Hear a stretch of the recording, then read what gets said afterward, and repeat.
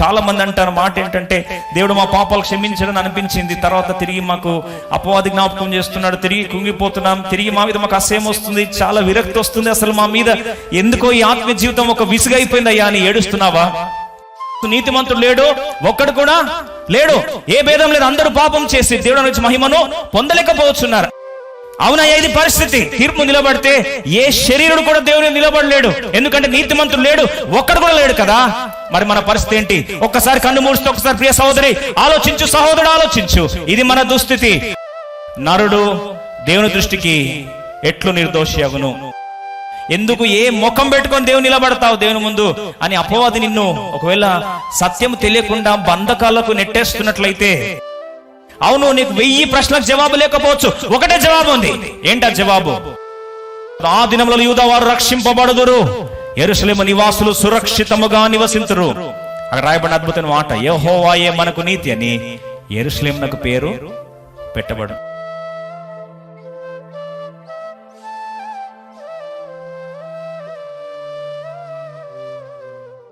ఇర్మియా గ్రంథం 23వ అధ్యాయం 6వ వచనం అందరం కలిసి చదువుదాం.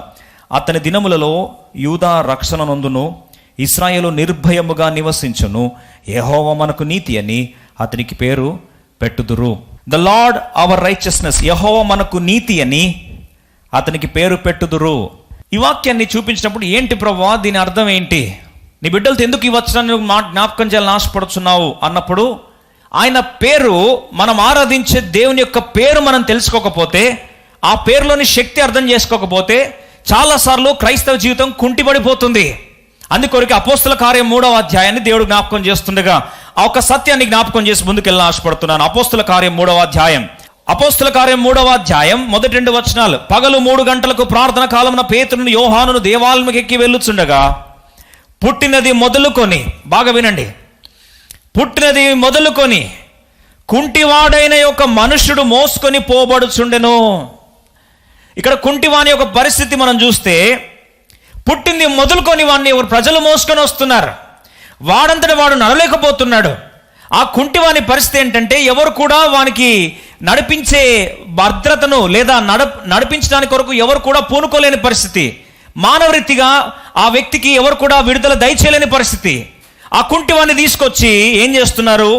అందరం కలిసి 2వ వచనం చదువుదాం. పుట్టినది మొదలుకొని కుంటివాడై ఒక మనుషుడు మోసుకొని పోబడుచుండెను, వాడు దేవాలయంలోనికి వెళ్ళు వారిని భిక్షమడుటకు కొందరు ప్రతి దినము వానిని శృంగారమను దేవాలయపు ద్వారమునొద్ద ఉంచుచు వచ్చిరి. ప్రియ సోదరి సోదరు, ఒకసారి ఆలోచించు. దేవాలయం లోపలికి వెళ్ళాల్సిన వాడు దేవాలయం బయట కూర్చున్నాడు. వాడి పరిస్థితి ఎంత దయనీయమైందంటే, ఏ తలుపు దగ్గర కూర్చున్నాడు తెలుసా అండి? ఏ ద్వారం దగ్గర కూర్చున్నాడు తెలుసా? 9 ద్వారాలు ఉన్నప్పటికీ, ఈ దేవాలయానికి 9 ద్వారాలు ఉన్నప్పటికీ ఆ వ్యక్తి కూర్చున్న ప్రాంతము ఎంత ప్రాముఖ్యమైంది. ప్రతిదినము వానిని శృంగారమను దేవాలయపు ద్వారమునొద్ద ఉంచుచూ వచ్చిరి. విషాదకరమైన పరిస్థితి చూస్తే, వాన్ని ఏ ప్రాంతంలో కూర్చోబెట్టారంటే శృంగారమను దేవాలయ ద్వారం దగ్గర కూర్చోబెట్టారు. కానీ విషాద పరిస్థితి ఏంటంటే, శృంగారం ఇంగ్లీష్ రాస్తుంది బ్యూటిఫుల్ అని.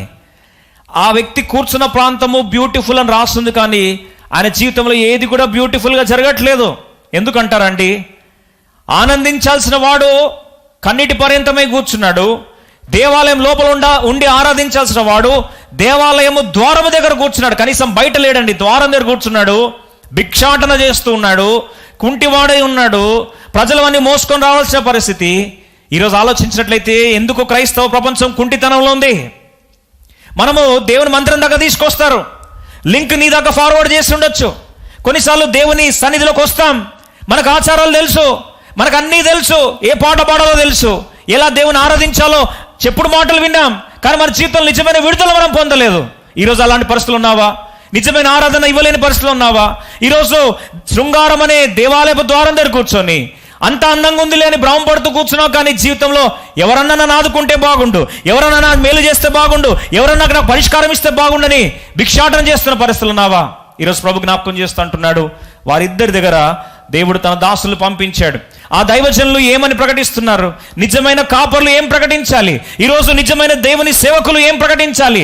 ఈరోజు అటువంటి కుంటి వారిని లేవనెత్తే పరిచర్య ఏ మాటలు లేవనెత్తాయి? ఈరోజు కుంటి వారిని అలాగే విడిచిపెడుతున్నావా? ఆత్మీయ జీవితంలో ఈరోజు ముందుకు పోలేక, నడవలేక, సమృద్ధైన జీవం లేక, సంపూర్ణమైన ఆనందం లేక, ఈరోజు ఆచారబద్ధ క్రైస్తవ జీవితంలో ద్వారం దగ్గర పడవేసిన కుంటి జీవితంలో ఉన్నావా? ప్రభు నిన్ను స్వస్థపరచాలని ఆశపడుతున్నాడు. అందుకొరకే ప్రార్థిస్తున్నాగా ప్రభు నాకు జ్ఞాపకం చేశాడు. పేతురు యోహాను చేసిన పరిచర్య నువ్వు కూడా చేయి. ఏం చేశారండి వాళ్ళు పరిచర్య? అందరం కలిసి చదువుకుందాం రండి. అపోస్తుల కార్యం 3వ అధ్యాయం 4వ వచనం అందరం కలిసి చదువుదాం. పేతురు యోహాను వానిని తేరి చూచి మా తట్టు చూడమండ్రి. అయ్యా ఒక్కసారి చూడటో.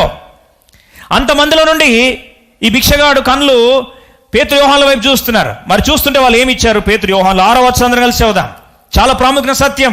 యేసు ప్రభు నామములోని శక్తి ఈరోజు ప్రతి ఒక్కరు అనుభవించాలి.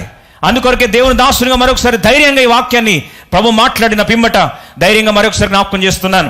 6వ వచనం కలిసి చదువుకున్నాను. అంతటా పేతురు, వెండి బంగారం నా యొద్ద లేవు, కానీ నాకు కలిగినదే నీకు ఇచ్చుచున్నాను. నా దగ్గర వెండి బంగారం లేవయ్యా, కానీ నా దగ్గర ఏముంది అది ఇస్తున్నా. ఏముంది? నజరేయుడైన యేసుక్రీస్తు నామమున నడువమని చెప్పి యేసు ప్రభు నామమును పరిచయం చేశాడు. ఈరోజు ప్రియ సోదరి సోదరుడా, ఇలాంటి కాపర్లు మనకు కావాలి. ఈరోజు కాపర్లు 2 రకాలు, బాగా అర్థం చేసుకోండి. అందుకొరకే ఇర్మియా భక్తుడు కన్నీటి పర్యంతమై ఏడుస్తున్నాడు. విలాపము, ఏడ్చి కళ్ళు బొప్పు కట్టిపోయినాయి. ఇలాంటి ఇర్మియా భక్తుడు తీరా చూస్తే వారు చెరలోకి అప్పగించబడి 100 సంవత్సరాలు అవుతా ఉంది. అలాంటి పరిస్థితుల్లో ఇర్మియా భక్తులతో దేవుడు జ్ఞాపకం చేస్తున్నాడు. ఏమంటున్నాడు? ఇలాంటి కాపర్లు కావాలి. ఏంటి ఆ కాపర్లు? ఇర్మియా గ్రంథము 23వ అధ్యాయము 4వ వచనం అందరం కలిసి చదువుదాం. నేను వాటి మీద కాపర్లను నియమించదను, ఇక మీదట అవి భయపడకుండును.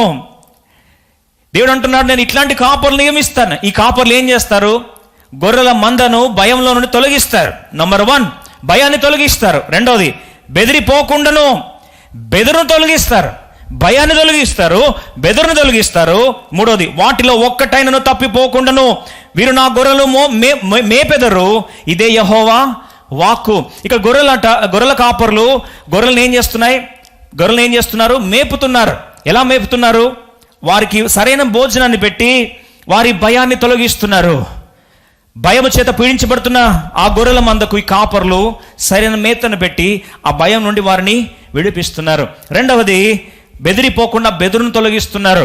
మూడవది వారికి సరైన పోషణ ఇచ్చి ఒక్కటి కూడా తప్పిపోకుండా కాపాడుతున్నారు, అంటే భద్రత ఇస్తున్నారు. ఇంకా వీరి పరిస్థితి చూస్తే వీరు ఎట్లాంటి కాపర్లు?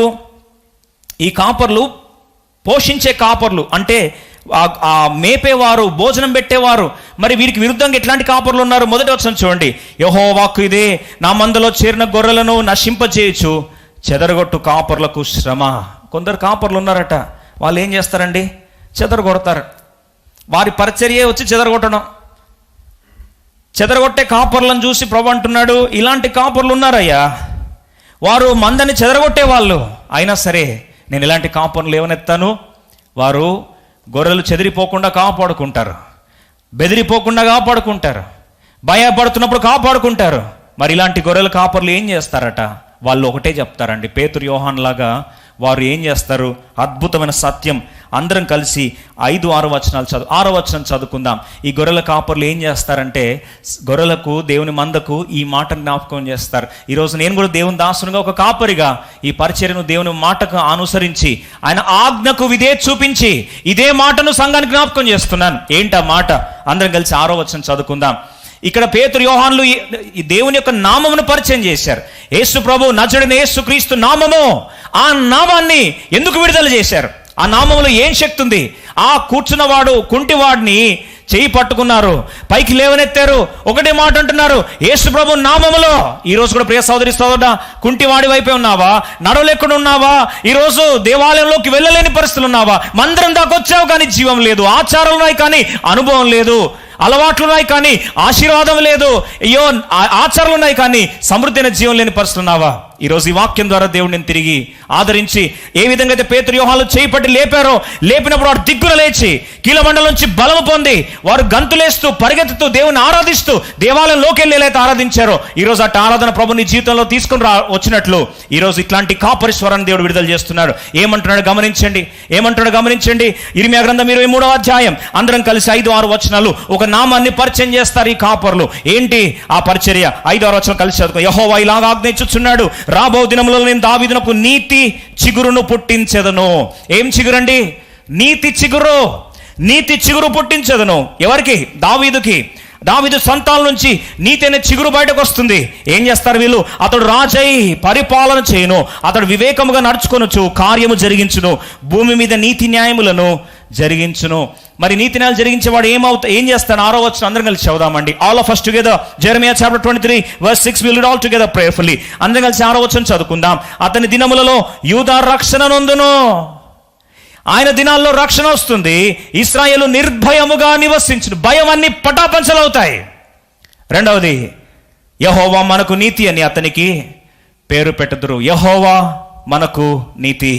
యెహోవా మనకు నీతి. యెహోవా మనకు నీతి. యెహోవా జిద్కెను. The Lord our righteousness. The Lord is righteousness కాదండి, ద లార్డ్ అవర్ రైచియస్నెస్. యెహోవా మన నీతి. అవును, నిజమైన కాపరులు ఇలాంటి సత్యాన్ని, ఇలాంటి వాక్యాన్ని ఇచ్చి పోషిస్తారు. అప్పుడు సంఘం ఏమవుతుంది? యెహోవా, యెహోవా నా నీతి, యెహోవా మనకు నీతి, ద లార్డ్ అవర్ రైచియస్నెస్ అని అనుభవించిన వారు, ఆ నామంలోని శక్తిని అనుభవించిన వారు పేతురు యోహానులు వచ్చి చేయబట్టుకున్నారు, కుడి చేయని పట్టుకున్నారు. ఆ కుంటివాడు కుడి చేయబట్టుకుని లేవనెత్తు, యేసు ప్రభు నామంలో స్వస్థత పొందదు కాక అనేసరికి వాడు కుంటివాడికి దేవుడు విడుదలిస్తున్నాడు. The Lord our righteousness. ప్రియ సోదరి సోదరుడా, యెహోవా నాకు నీతి అనగలవా ఈరోజు? యెహోవా నాకు నీతి, యెహోవా మనకు నీతి. The Lord is our righteousness, the Lord is our righteousness. అవును, దేవుడి యొక్క నీతి మనకు ఆరోపించబడిన ఈ సత్యాన్ని కొన్ని నిమిషాలు జ్ఞాపకం చేయాలని ఆశపడతా ఉన్నాను. దీంట్లో ఉన్న శక్తి ఏంటి? ఎందుకు ఇది మన జీవితంలో విడుదల కలిగిస్తుంది? దీన్ని అర్థం చేసుకుంటే వచ్చే మొదటి ఆశీర్వాదం గమనిస్తే, భయము పారద్రోయబడుతుంది. ఇర్మియా గ్రంథం 23వ అధ్యాయము 4వ వచనంలో భయం పటాపంచలవుతుంది. రెండవది, బెదురు పటాపంచలవుతుంది. మూడవది, చెదిరిపోయే వారిని ఒక్క దగ్గర కాపాడబడుతుంది, భద్రత ఉంది. ఇప్పుడు 4వ సత్యాన్ని చూసుకుందాం. ఇర్మియా గ్రంథము 50వ అధ్యాయము 4-5 వచనాల్లో మనం చూసినట్లయితే, వీరు కన్నీరు మున్నీరు విలపిస్తే యెరూషలేముకు వచ్చి ఏడుస్తున్నారయ్యా. ఏంటి మా పరిస్థితి? ఒకప్పుడు పాపాలు క్షమించబడ్డా అంటావు, తర్వాత మా పరిస్థితిని బట్టి తిరిగి మా మీద తీర్పు వస్తుంది. తీర్పు వచ్చిన తర్వాత మేము తిరిగి ఆ శాపానికి అప్పగించబడి దూరం అయిపోతున్నాం. ఇలాగే సైకిల్ అయిపోయింది మా పరిస్థితి అయ్యా. నీకు కన్నీరు వాడుతూ ఏడుస్తున్నారు. వాళ్ళు ఎలా ఏడుస్తూ వస్తున్నారు రండి చూద్దాం. ఇర్మియా గ్రంథము 50వ అధ్యాయము 4-5 వచనం అందరం కలిసి చదువుదాం. ఆ కాలమున ఆనాటికి ఇశ్రాయేలు వారును యూదా వారును కూడి వచ్చెదరు, ఏడ్చుచు సాగుచు తమ దేవుడిని యెహోవా యుద్ధ విచారించుటకై వచ్చి. వాళ్ళంటే ఏడుస్తున్నారట. ప్రియ సోదరి సోదరుని ఇలా ఎన్నిసార్లు ఏడ్చావేమో. చాలా మంది ప్రియులు నాకు మెసేజ్ పెడుతూ వచ్చినప్పుడు అందరికీ జవాబు ఇవ్వలేని పరిస్థితి అయినప్పటికీ ఈరోజు కామన్గా అందరికి జవాబులు ఆశపడుతున్నాను. చాలా మంది అంటారు మాట ఏంటంటే, దేవుడు మా పాపాలు క్షమించడం అనిపించింది, తర్వాత తిరిగి మాకు అపవాది జ్ఞాపకం చేస్తున్నాడు, తిరిగి కుంగిపోతున్నాం, తిరిగి మా మీద మాకు అసహ్యం వస్తుంది, చాలా విరక్తి వస్తుంది, అసలు మా మీద ఎందుకో ఈ ఆత్మీయ జీవితం ఒక విసుగైపోయింది అయ్యా అని ఏడుస్తున్నావా? అలాగే ఏడుస్తూ దేవుని మందిరానికి యెరూషలేముకి వచ్చారట వాళ్ళు.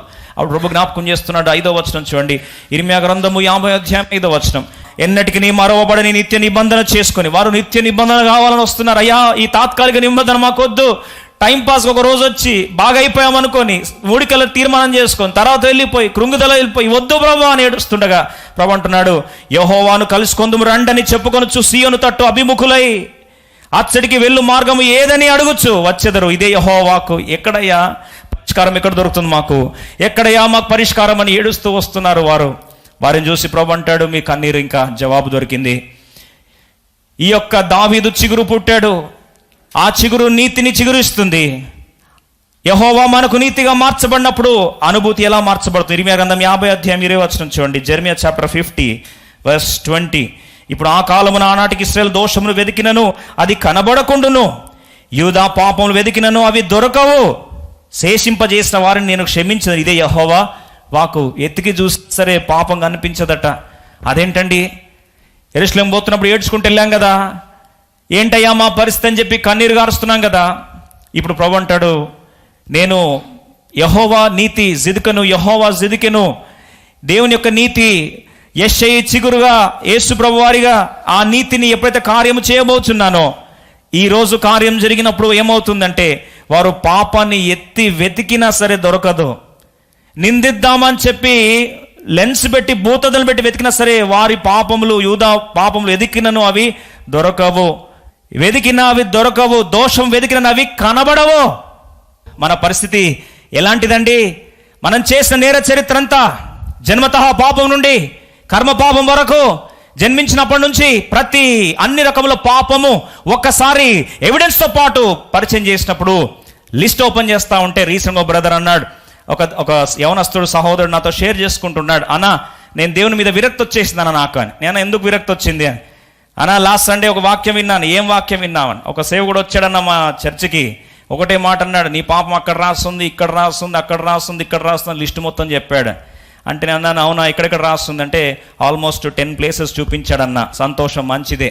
తర్వాత ఏమైందంటే ఇన్ని ప్లేసెస్లు ఉన్నాయి, పరలోకం పోయిన తర్వాత టోటల్ మూవీ స్టార్ట్ అవుతుంది, ఆ మూవీ స్టార్ట్ అయినప్పుడు నీ మీద ఇవన్నీ ఇస్తారని చెప్పేసి మెసేజ్ క్లోజ్ చేసి వెళ్ళిపోయాడు అన్నాను.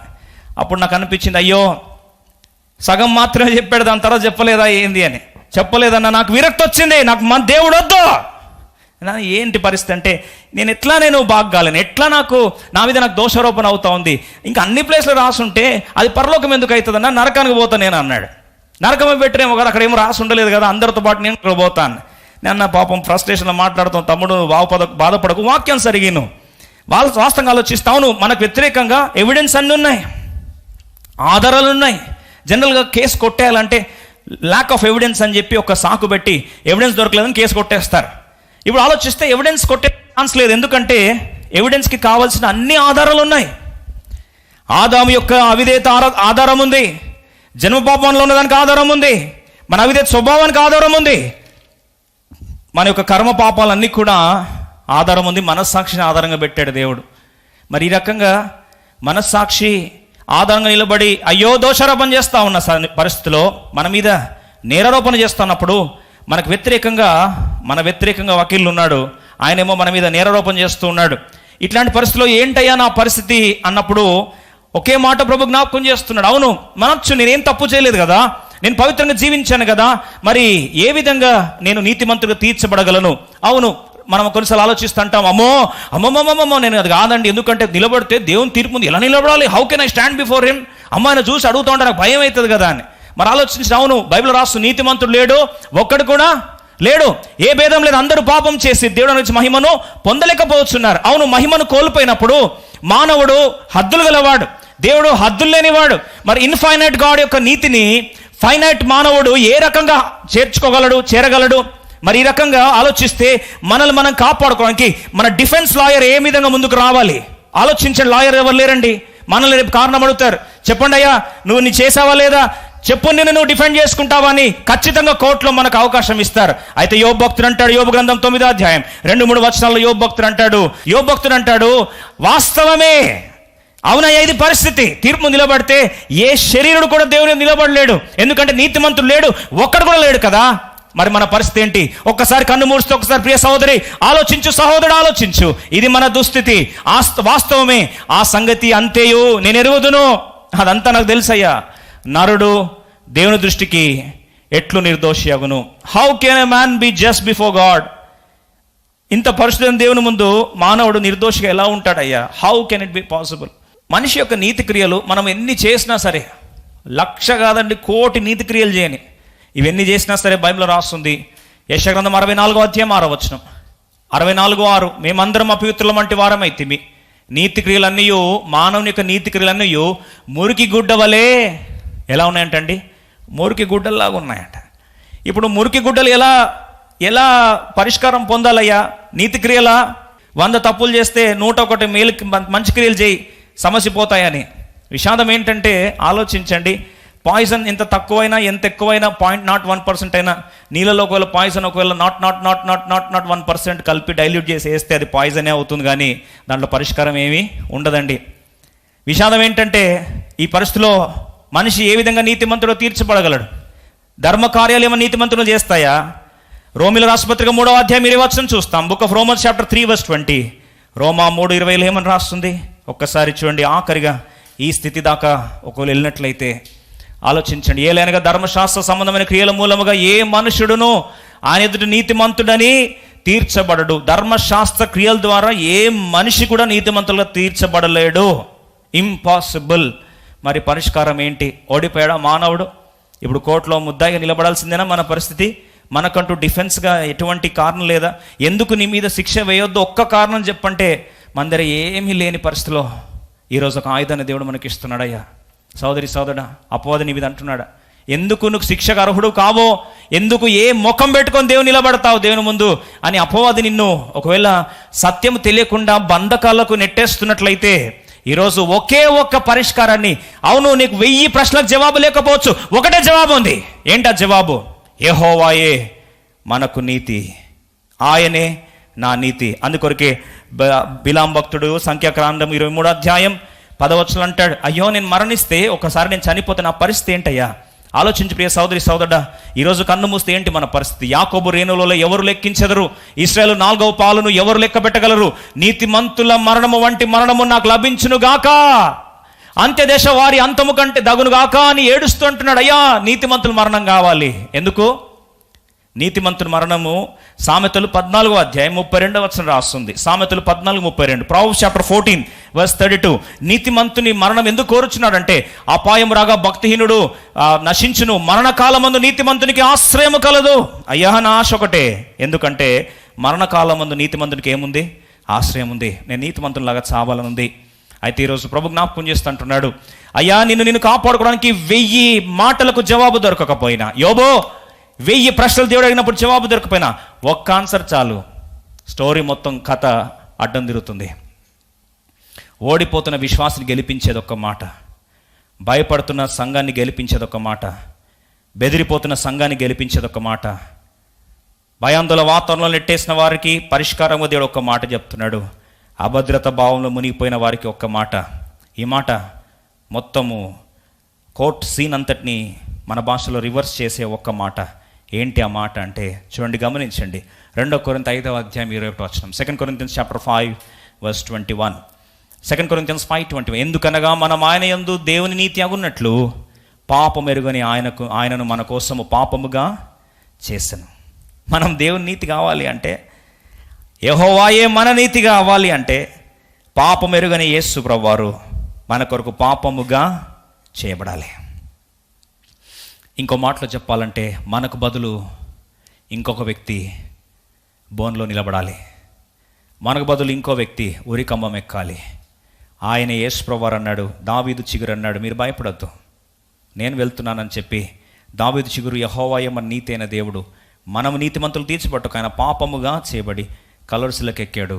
ఆ కలవరిశిలకు ఎక్కి రక్తమంతటిని కార్చి మనకు బదులు మనిషిగా శిక్షను అనుభవించాడు. మరి ఇప్పుడు ఏం జరిగింది? రోమా 5:19 మనకు బదులైన స్థానం తీసుకుంటే మనకేమొచ్చింది?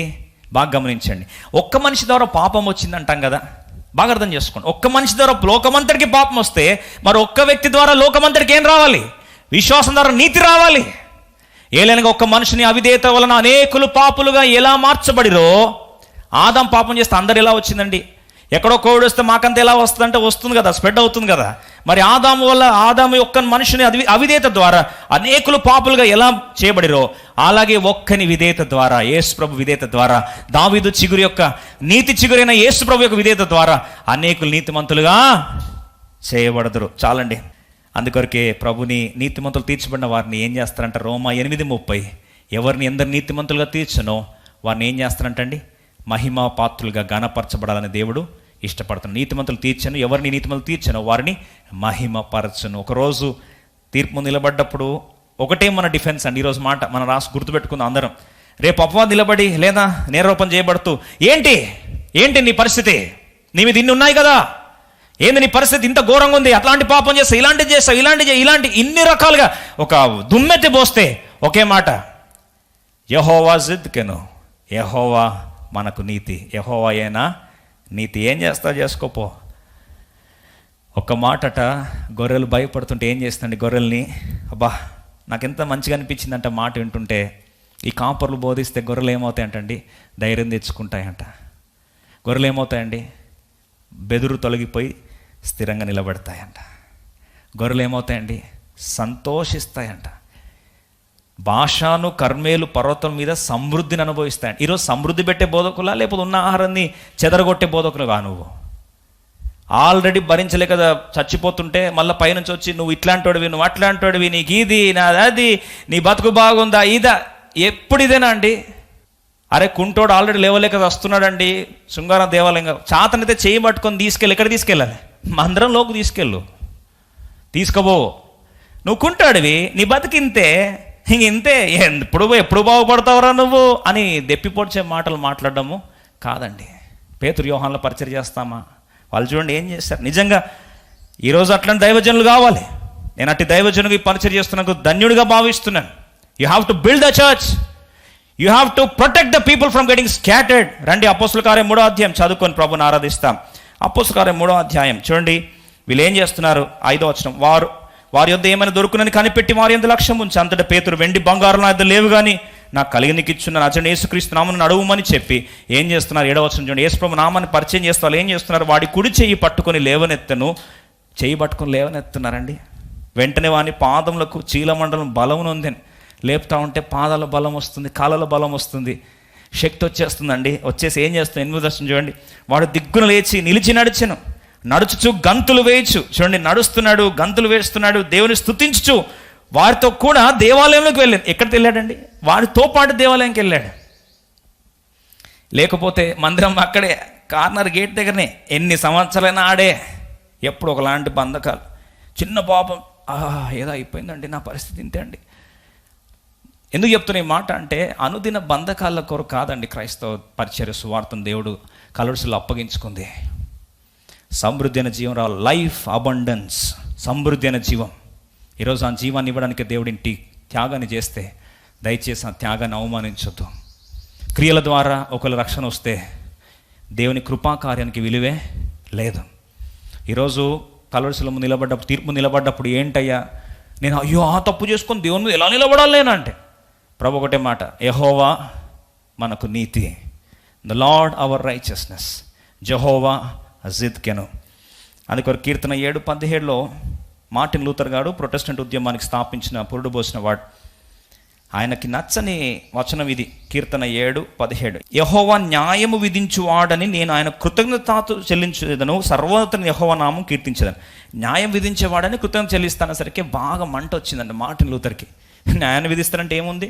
పాపం చేసిన మా బోటిగాళ్ళకు, పడిపోయిన మా లాంటి వాళ్ళకు, కొంతమంది దొరికిన పాపులు, దొరకని పాపులు, ఆలోచనలు కొంతమంది పాపం చేస్తారు, కొంతమంది క్రియల్లో పాపం చేస్తారు.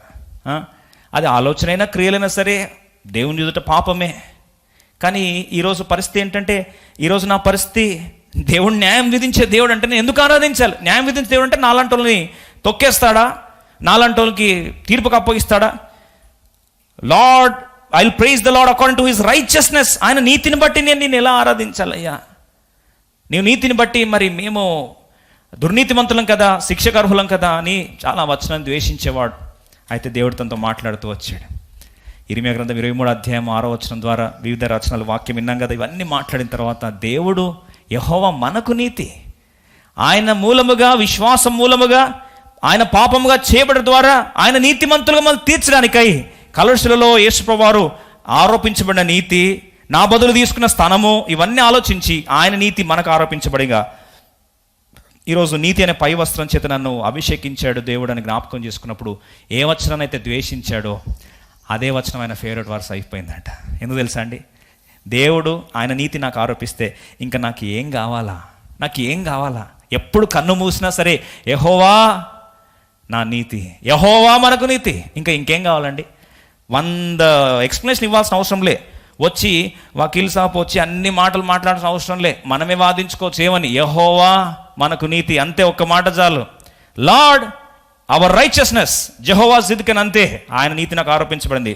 చాప్టర్ క్లోజ్, ప్రమోటెడ్, కేసు గెలిచేసాం. ఈరోజు మరి దేవుణ్ణి ఆరాధిస్తామా? అందుకొరకే ఆయన ఆ మాట సత్యం గుర్తిరిగిన తర్వాత ఆయన పాటలు అదే రాస్తూ వచ్చాడు. ఎవరు? Martin Luther. తర్వాత ఆయన మాటలు అదే రాస్తూ వచ్చాడు. ప్రజలు తెలుసుకోవాలి ఇది, లేకపోతే బంధకాలు ఉండిపోతారు. అదే బరువు, ఎక్కలేని బాధ్యతలు. పరిశీలు ఎట్లాంటి బోధలు చేస్తారంటే, వారు కనీసం చిటికన వేలతో కూడా జరపరు, కానీ మోయలంత భారాన్ని మీద వేసేసి చితికిపోయేటట్టు చేసి వాక్యం అంటే విరక్తి వచ్చేట్టు చేసేస్తున్నారా ఈరోజు? అట్లాంటి నుంచి దయచేసి విడుదల పొందాలని దేవుడు ఈ యొక్క నిన్ను జీవితంలో నుంచి విడిపించే వాక్యాన్ని దేవునికి విస్తరింపజేస్తున్నాడు. బంధకాల నుంచి బయటకు రా, యెహోవా నా నీతి, లార్డ్ ఈజ్ మై రైచియస్నెస్ అని ఈరోజు ప్రభుని ఆరాధించడానికి దేవుడు మనందరికీ సహాయపడుగాక.